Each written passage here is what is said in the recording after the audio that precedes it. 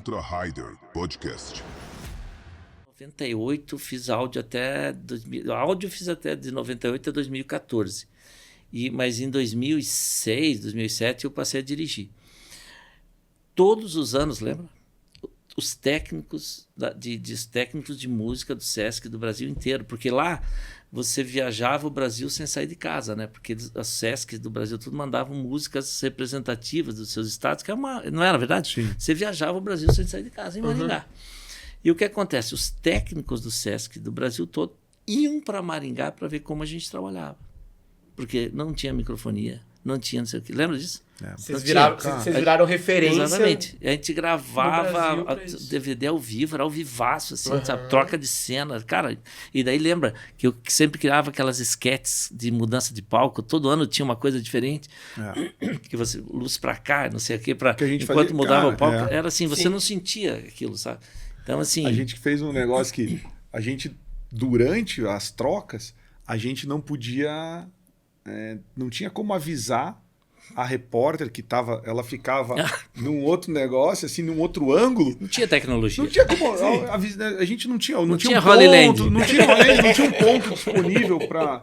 Bota o ponto, fala aí. Não, aí o que a gente fez? A gente colocava, ela ficava entrevistando a pessoa, tinha um fundo, ficava tudo iluminadinho, bonitinho, assim. E daí, no canto do palco, que ela ficava de frente para um canto, assim, tinha uma par LED, ficava vermelha. Quando ficava vermelha, ela sabia... Quando ficava verde, ela sabia que podia encerrar Parar e chamar porque a banda tava pronta. Liberado. Então, assim, até isso, tipo, tá pronto. Eu ia lá e transformava a par LED, verde. Aí ela... E era muito legal, porque ela sabia, ela ficava aqui, ela tava entrevistando e tava na visão. Eu não lembrava disso. Tava na visão dela. Aí ela já encerrava, porque essa dinâmica, cara... Nossa, não tinha essa... Mano, cara. Você saía de lá, cara... Cara, não dava problema, cara. A gente não tinha comunicação. Era muito rápido, velho. Era tudo muito rápido. Assim, as trocas de banda. Sim. A gente tinha uma banda base, que ficava sempre... A estrutura era uma banda base, ficava montada. Bateria, percussão, baixo, guitarra, não sei o que. Tinha essa base. Alguns artistas que vinham se apresentar usavam a banda toda ou parte da banda. Né? E alguns não usavam nada. Chegava o cara... Só que assim, vou precisar de uma batera. Usa a bateria que tal. Você não vai montar uma bateria nova, porque a gente não tinha nem tempo, nem espaço para manusear. Num teatro pequeno. Cara, entrava essa cara assim, chegava lá, cara, os tiozinhos de pandeiro. Nossa, era uma... Cara, tudo funcionava. Animal, velho. Tudo chegava funcionava. E chegava às vezes o carinha de pandeiro, o cara tocando viola caipira. Aí, um menino tocando viola um menino tocando, sei lá, um menino que tinha uns 8 anos, cara, tocando viola de 12 cordas, não sei o que. Sim, tinha uma galera. Sensacional, assim, mas era. Saca? Realmente era um local que virava um encontro de músicos do Brasil inteiro, cara. Era muito legal aquilo lá. A minha frase sempre foi: a gente viaja o Brasil sem sair de casa em Maringá. E assim, não sei se você lembra, nesse ano que a gente fez essa automação, mapeou, fez o 3D do teatro, que quando reduzia para um grupo menor, um trio, um duo, um grupo menor, que não era a banda toda, que desciam umas pernas de cenário. Cara... Mudava, bicho, no meio do negócio. Cara, era muito louco. Assim, isso fazia. Cara, era assim. Tudo manual. A gente tinha painel de LED, tinha um painelzinho 3x2, que na época painel de LED não tinha, no começo era projeção. E assim, esse negócio das cortinas, a gente tinha vários jogos de pernas, assim, todas as coisas. Já descia com a luz presa na própria vara, porque daí descia já ficava iluminado, não tinha luz no chão, e o chão era todo limpo. Então já tinha esse lance das varas, tipo, agora é só um trio. Já, tipo, escondia a banda toda, ficava um outro cenário. Sim. E a gente fazia isso, cara. Era tão natural e era rápido, tipo assim, troca de banda toda. 2 minutos, 1 minuto e pouco. Sim. Saca? Era muito rápido. Eu fiz um, né? Eu fiz mas um dos últimos. Sei lá. Foi um dos últimos, assim. E era bem nessa... Claro que já era muito mais... já era de rock. Já tava de rock. Mas era a gente lá. Porque... Sim.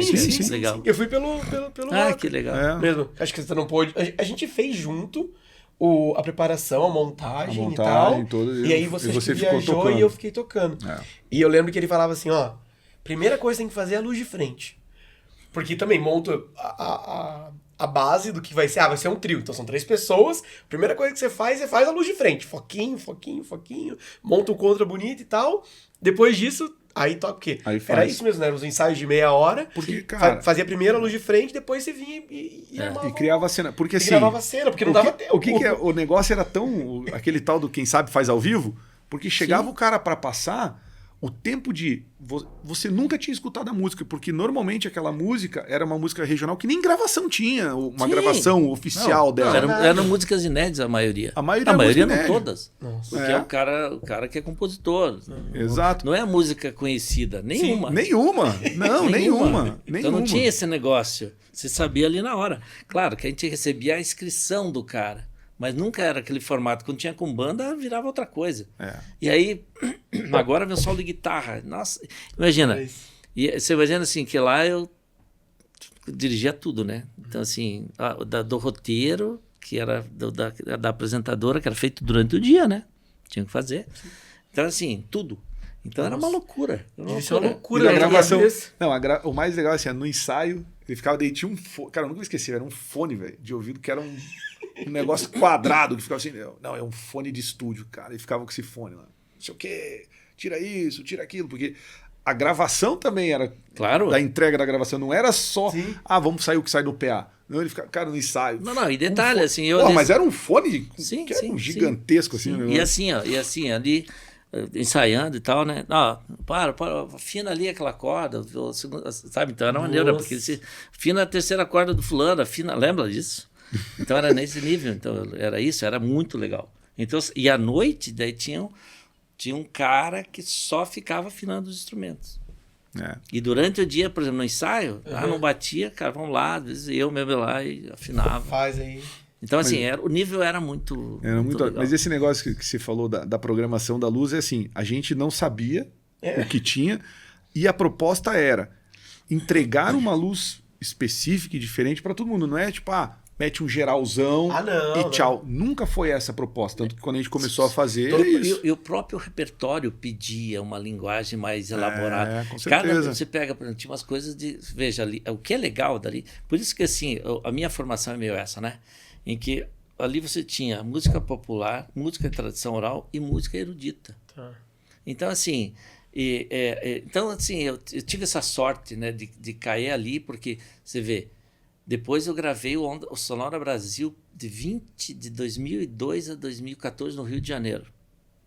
Assim, sei lá, 100 e poucos.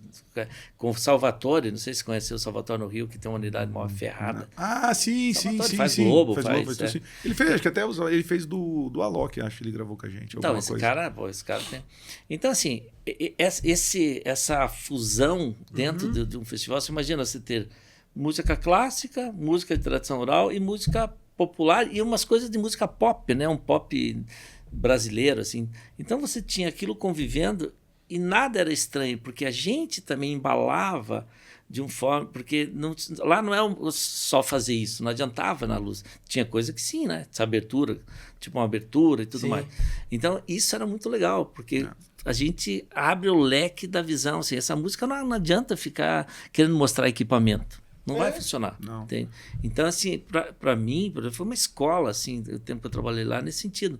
De você entender, tanto que hoje eu convivo, né, com o pessoal no Verão Maior, no sertanejo, com música erudita, música pop, música popular, música tradição oral.